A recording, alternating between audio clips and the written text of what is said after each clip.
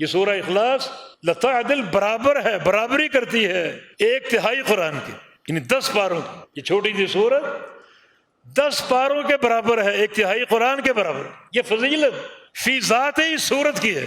یہ معنی نہیں ہے کہ سورت کا اہتمام باقی احکام سے آپ کو مستغنی کر دے گا۔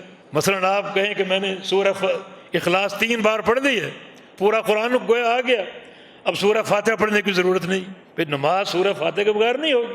آپ کہیں کہ میں نے 3 بار یہ پڑھ لی، پورا قرآن آ گیا، تو سورہ فاتحہ پڑھنے کی حاجت ہی نہیں۔ شرعی احکام جو اس طرح آتے ہیں اس میں اس مسئلے کی فی نفس ہی فضیلت ہوتی ہے بس، باقی اس سے اس طرح مسائل کا استخراج تعدی کے ساتھ یہ جائز نہیں۔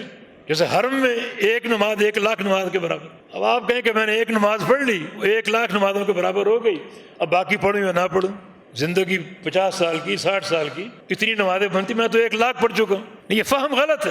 مسجد قباء میں جا کے 2 نفل پڑھ لیے، بھائی مجھے اب عمرہ کرنے کی ضرورت نہیں، یہ 2 نفل عمرے کے برابر۔ نبی علیہ السلام کی حدیث ہے من خرج من بیتی متطہرا الی الصلاۃ، اپنے گھر سے وضو کر کے نکلے نماز پڑھنے کے لیے، فاجرہ کاجر الحاج، تو اس کا اجر حج کے برابر۔ اب آپ کہیں کہ میں نے 2 نمازیں بار بار پڑھی ہیں گھر سے وضو کر کے، تو مجھے تو بڑے حجوں کے اجر مل چکے ہیں، اب حج کے لیے جانے کی ضرورت نہیں۔